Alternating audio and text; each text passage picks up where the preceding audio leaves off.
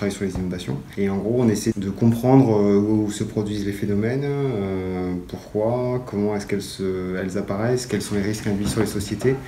Et on essaie ensuite de proposer des outils d'aide à la décision pour des politiques, ou alors on peut faire de l'expertise scientifique avec un certain nombre de structures extérieures qui vont de bureaux d'études jusqu'à des associations ou des syndicats de bassin notamment.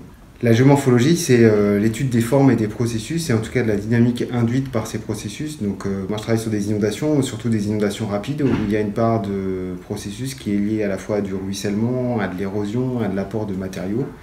Et donc, la géomorphologie sert vraiment à comprendre la partie physique des processus. Et donc, je suis géographe avant tout, puisque je travaille sur la question des risques, le risque est un fait social, donc sans société, on ne pourrait pas expliquer le risque. Mais la géomorphologie, c'est ma formation d'origine, donc je l'utilise maintenant comme élément de base, mais c'est vraiment plus mon cœur de métier, donc je suis plus géographe que géomorphologue. Je travaille pas trop en zone urbaine, parce qu'il y a un certain nombre de paramètres qui viennent complexifier la circulation de l'eau, notamment les réseaux d'évacuation des eaux pluviales, l'agencement topographique de la ville, la connexion entre les différents réseaux routiers, etc. Donc je ne vais pas faire la liste, mais c'est plus difficile. Pour nous, on travaille plutôt en milieu rural, parce que, en gros, on a moins d'éléments perturbateurs. Les crues rapides sont des inondations qui apparaissent entre 1 heure et 6 heures sur des bassins qui sont relativement petits, entre 10 à 20 km² pour les plus petits, jusqu'à une centaine de km². Et ce sont des phénomènes qui se produisent très rapidement suite à des pluies de forte intensité, souvent, avec des cumuls très variables dans le nord de la France, puisqu'elles apparaissent aussi dans le nord de la France, c'est entre 50 et 150 mm en quelques heures. Dans le sud, on a des cumuls plus volumineux, entre 300, 400 et 600 mm sur une dizaine d'heures. Je pense notamment à l'événement de Cannes en 2015 ou de celui de Draguignan en 2010. Et donc c'est vraiment des phénomènes qui apparaissent très rapidement et qui nécessitent une réactivité à la fois des autorités et de la population qui serait exposée à ce type de phénomène. Le 3 octobre 2015, une vigilance météorologique a été prévue à l'échelle du département, en fait, des Alpes-Maritimes. Vers 14 h et vers 19 h, les premières précipitations sont tombées, notamment autour de Cannes, et à 22 h 30, il est tombé, en tout cas a été recensé plus de 200 mm, donc en 3 heures, et il y a eu 20 décès. Notamment 8 personnes qui sont décédées en voulant aller chercher leur voiture dans des sous-sols pour récupérer tout simplement leur voiture. Et voilà, il y a eu Cannes en 2015, il y a eu quelques événements dans le sud de la France en 2014, à la Londe-les-Morts notamment. Il y a eu 4 décès à la Malou-les-Bains, près de Montpellier, donc plus les 25 morts à Draguignan, dans la région de Draguignan le 15 juin 2010. Donc ça fait un certain nombre d'événements sur lesquels voilà, on sait que la région du sud-est de la France est assez sensible aux fortes pluies. Et malheureusement, on peut s'attendre à ce qu'il y ait des inondations, je ne souhaite pas dramatiques, mais malheureusement, on va avoir des inondations récurrentes dans ces régions.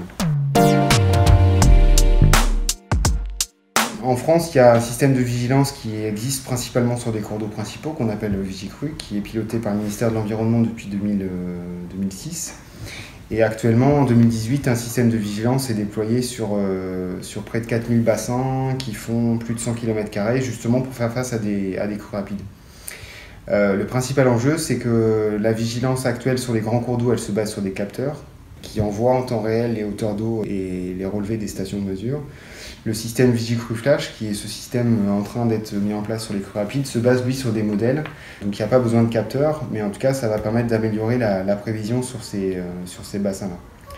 Concrètement, si on regarde les chiffres de l'ensemble du réseau de drainage qui existe en France, on a aujourd'hui à peu près 22 000 km de linéaires qui sont surveillés par les services de l'État, les principaux fleuves, les principales rivières.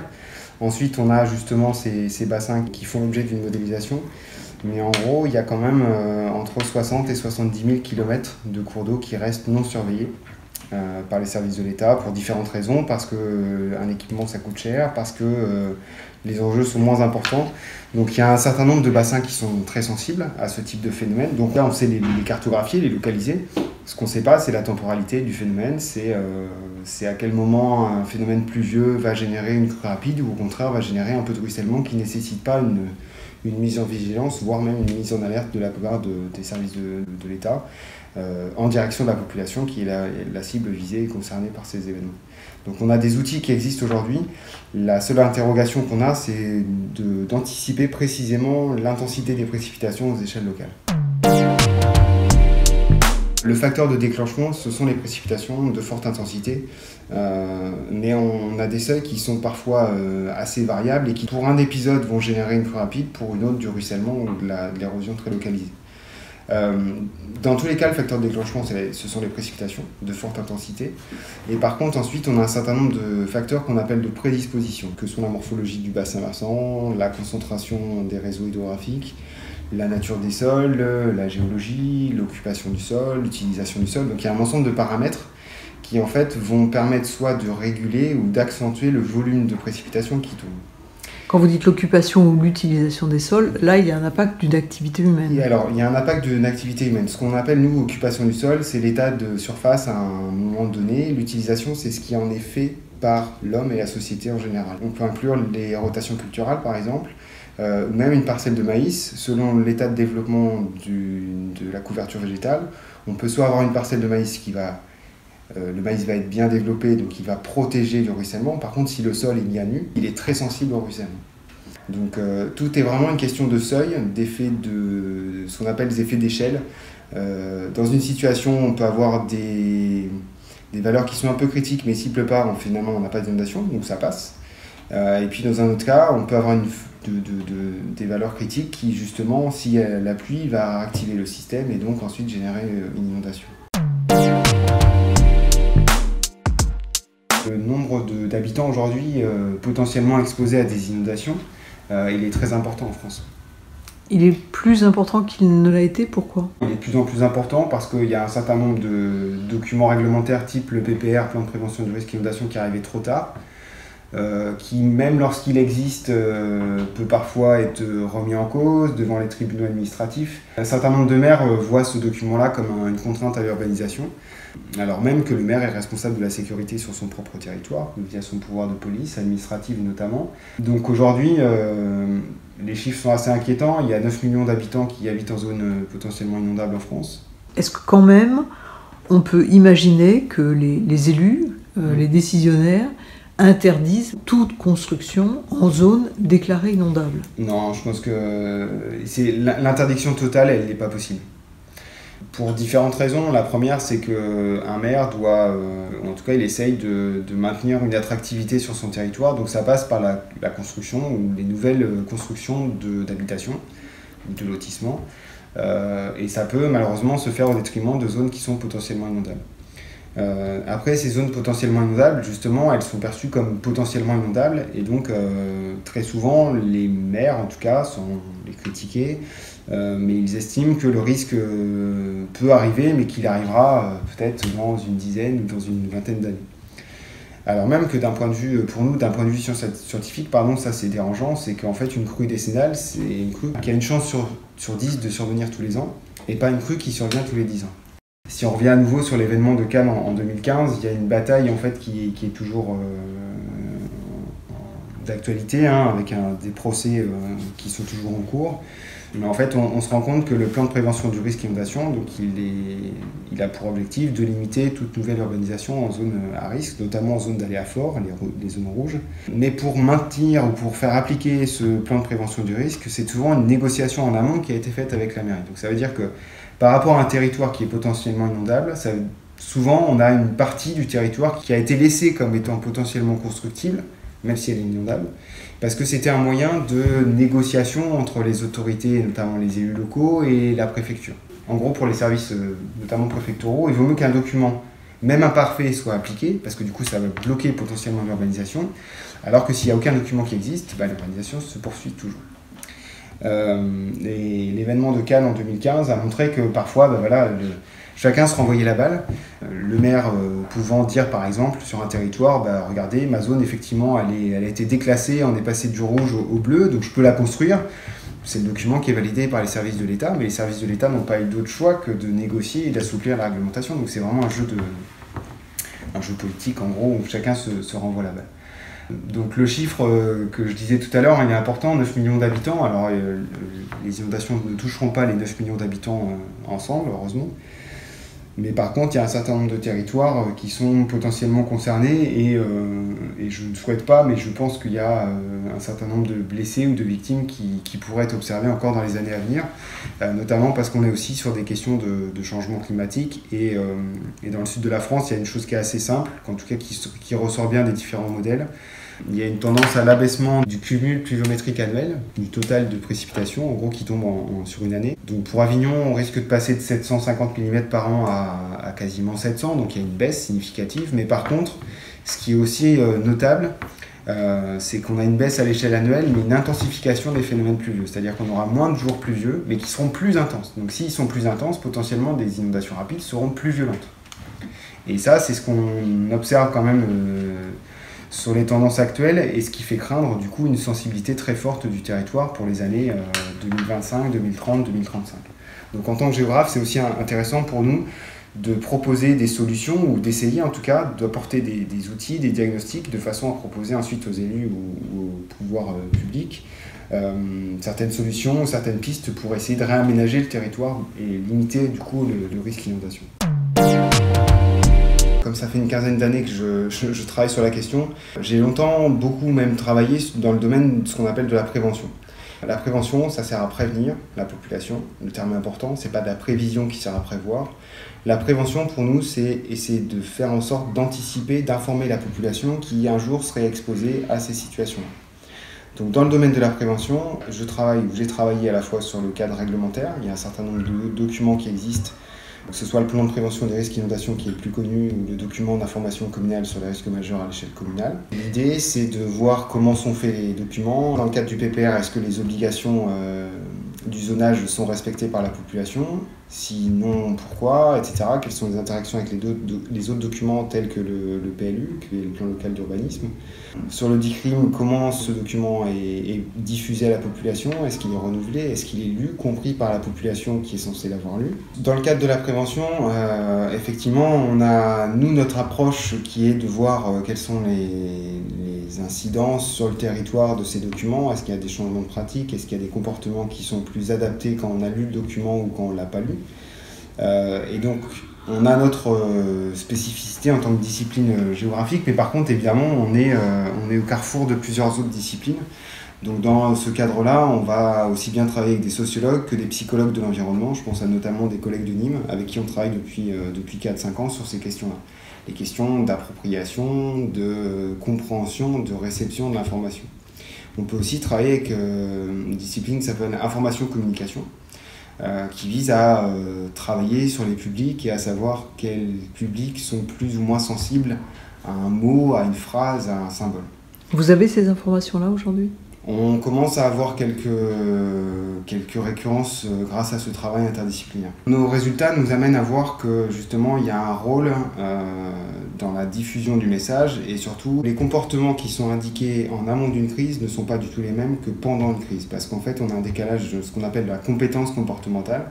Quand on vit une inondation, il y a quand même un choc émotionnel qui est important, qui peut masquer certains souvenirs, qui peut en mélanger d'autres, donc ça c'est pas évident.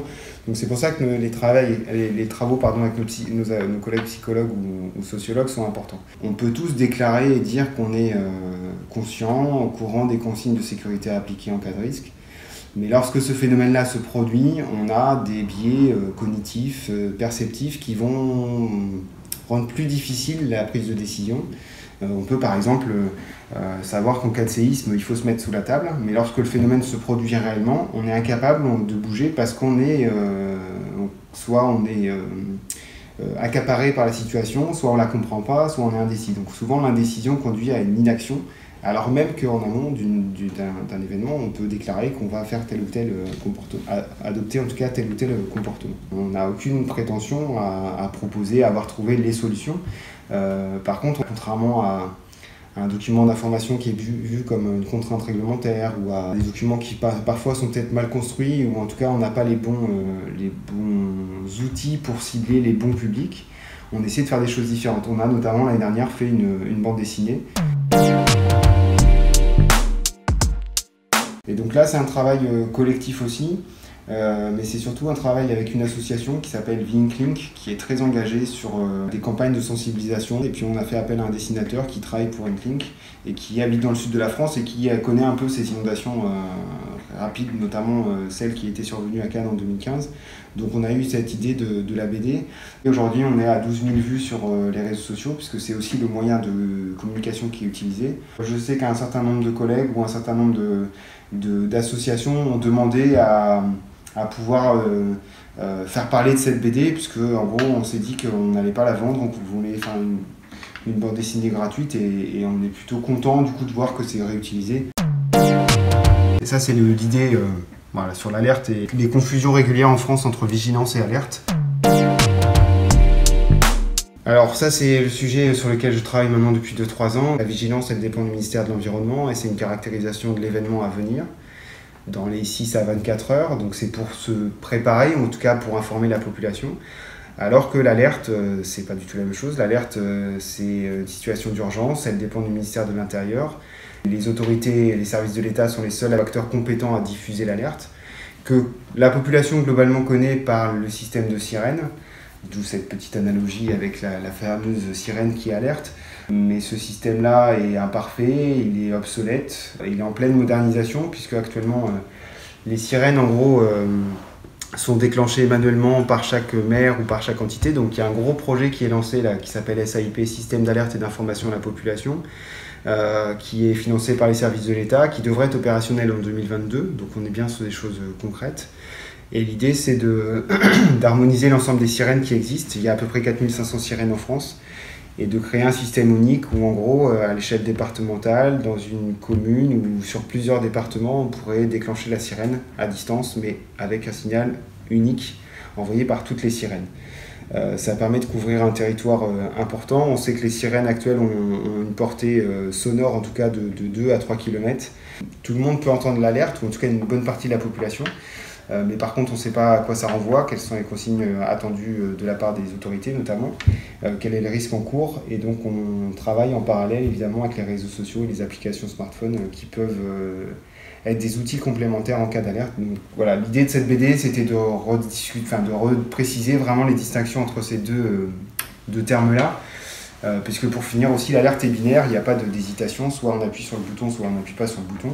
Mais quid de certaines situations en 2015 à Cannes notamment, enfin dans les environs de Cannes, où les autorités ont voulu à un moment donné déclencher l'alerte ou la sirène, mais il n'y avait plus de réseau électrique, donc impossible d'informer la population. Et encore, je ne suis pas sûr que ça aurait servi à grand chose, vu que la situation était déjà assez catastrophique dans cette région. Nous, sur des enquêtes que l'on fait, on arrive à 20 à 30% grand maximum des enquêtés qui connaissent les consignes de sécurité en amont d'un événement. Donc déjà, ce n'est pas la majorité de la population. Après, ce qu'il faut comprendre, c'est que entre ce que je déclare et ce que je sais en amont et le jour où ça arrive, c'est totalement différent. J'ai beau faire de la prévention, j'ai beau savoir que lorsqu'il y a une inondation, il ne faut pas aller chercher ses enfants à l'école. Je ne suis pas sûr de ne pas le faire le jour où ça va m'arriver. Même moi qui travaille dans cette question-là. Donc je sais très bien qu'il y a ce décalage qui est perpétuel. Et est-ce qu'il y a des moyens pour y faire face? Bah oui, je pense que c'est justement ces exercices qui nous permettent de gérer un peu son stress, son émotion. Ça veut dire tester un peu ses capacités en cas d'événement, en cas de sirène. Et donc ça passe par des retours d'expérience et des exercices soit d'évacuation, soit de simulation de crise. Et c'est un peu ce qui est en train de se développer aujourd'hui. On se rend compte que par rapport à certains pays peut-être qui ont une culture différente, le Japon, et depuis des années, il y a une formation qui est faite auprès des jeunes, notamment sur le risque sismique. Et bien en France, on se rend compte qu'on n'a pas cette culture de l'évacuation, de la mise à l'abri, de la mise hors d'eau. Alors je pense que c'est un problème culturel, mais c'est pas seulement. C'est-à-dire qu'on a des outils qui existent, mais qui ne sont pas appropriés par la population, donc on peut pas... Voilà, il ne faut surtout pas incriminer la population pour les mauvais comportements, parce que c'est très simple et c'est trop simpliste. Mais à l'inverse, on se dit souvent aussi qu'il y a des outils qui existent pour informer la population, mais on ne mesure jamais si la population elle comprend ce qu'on veut lui faire comprendre. Donc on est vraiment dans cette interaction-là, ce décalage, entre il existe des choses mais les choses ne sont pas comprises et en même temps on ne s'est pas adapté à ce que comprend la population quand on veut lui parler. Donc il y a vraiment ce choc entre guillemets, et je trouve même qu'il y a un choc, il y a un creux entre la population et les autorités et que c'est en train de se creuser de manière de plus en plus importante. C'était en février 2017, donc l'année dernière, il y a eu un vendredi soir un certain nombre d'explosions qui ont été entendues autour d'Avignon. Et ça a duré 1 heure et ça faisait même trembler les murs de ma maison et je ne voyais rien. Pendant 1 heure, aucune information, et les premières informations qu'on a vues, en tout cas en utilisant les réseaux sociaux, comme quoi voilà, c'est un des outils qui est utilisé aujourd'hui, c'est qu'en fait il y avait un entrepôt de bonbonnes de gaz qui était en train d'exploser et tout le Vaucluse, quasiment, je pense, a entendu le phénomène. Ce qui était assez impressionnant, c'est qu'en fait on voyait des éclairs orange dans le ciel sans savoir pendant 1 heure ce qui se passait. Et grâce aux réseaux sociaux et en ayant cette information-là, on a pu, moi en tout cas, être rassuré, de même que ma famille. Il y a une vidéo qui a circulé, il y avait 40 000 retweets en 30 minutes. Alors que sur cet événement-là, le sous-préfet de Carpentras ou le préfet du Vaucluse n'ont jamais communiqué sur l'événement. Parce que pour eux, c'était un petit événement et que ça n'a pas entraîné d'incidents sur le territoire ou de stress. Avant de déclencher une alerte, il faut quand même avoir l'accord du ministère de l'Intérieur, donc il y a un ensemble d'acteurs à contacter et il faut que l'information elle redescende ensuite. A l'inverse, la population, elle, ce qu'elle veut, c'est être informée en temps réel, en temps continu de ce qui se passe, mais par contre, elle ne fait pas l'effort d'aller chercher l'information quand il ne se passe rien. Donc on est vraiment sur à nouveau ce décalage-là. Donc c'est pas de la faute des autorités spécialement, c'est qu'elles ont leurs outils, elles ont leurs procédures en interne et elles essaient d'optimiser leur gestion en interne avant même de penser à cette logique de communication. Ils ont des agents de communication, mais ce n'est pas la priorité. Eux, la priorité, c'est le résultat, c'est diminuer le nombre de victimes ou de blessés le plus vite possible. La communication, c'est la vision que j'en ai, mais la communication, ça reviendra dans un second temps. Aujourd'hui, de manière obligatoire, dans les écoles maternelles et les écoles primaires, il y a 3 exercices d'évacuation qui sont demandés par an, qui sont obligatoires, dont un exercice acte terroriste, qui prend plutôt la forme d'un jeu de cache-cache. Il y a un exercice incendie et un exercice au choix, laissé libre par l'établissement. Par exemple, si l'établissement est en zone inondable, il teste les procédures qui sont en interne à l'établissement. Notamment le déclenchement du plan particulier de mise en sûreté, ce qu'on appelle le PPMS, qui est conduit sous l'égide de l'Éducation nationale, mais qui est en discussion avec les services, notamment préfectoraux et les services de l'État. Donc il y a une nouvelle génération là, qui arrive, où on aura forcément des enfants qui, dans une dizaine ou une quinzaine d'années, seront aussi formés à cette question des risques. La recrudescence des actes terroristes ayant aussi conduit à ce type d'exercice. En parallèle, depuis une vingtaine ou une trentaine d'années, il existe un certain nombre d'associations qui font de la formation auprès des jeunes publics, parce que l'idée c'est de former des jeunes adolescents qui potentiellement pourraient informer leurs parents en rentrant le soir en discutant avec eux. Je pense notamment à l'IFO-RME, qui est l'Institut de formation des maîtres sur la question des risques, et qui font un travail très important. Et c'est des dizaines, voire des centaines de milliers d'adolescents qui sont formés tous les ans en France. Donc c'est bien, ça commence à arriver, mais pour autant, on n'a pas l'impression d'avoir une inflexion dans les comportements adoptés en cas d'événements réels ou en cas d'exercice. On a participé l'année dernière à un exercice de sécurité civile organisé par la préfecture, donc on travaille bien avec eux. Et on a été sur place, la sirène a été déclenchée pour de vrai. Alors l'exercice, en tout cas l'incident industriel était simulé, mais le déclenchement de la sirène était vrai. Et donc notre idée, c'était de mesurer un peu la perception de la sirène et l'audibilité, la compréhension de la situation. Et à nouveau, on observe très bien le décalage entre les comportements déclarés de manière naturelle et puis la réaction des populations durant la sirène. Il y a à nouveau ce décalage-là.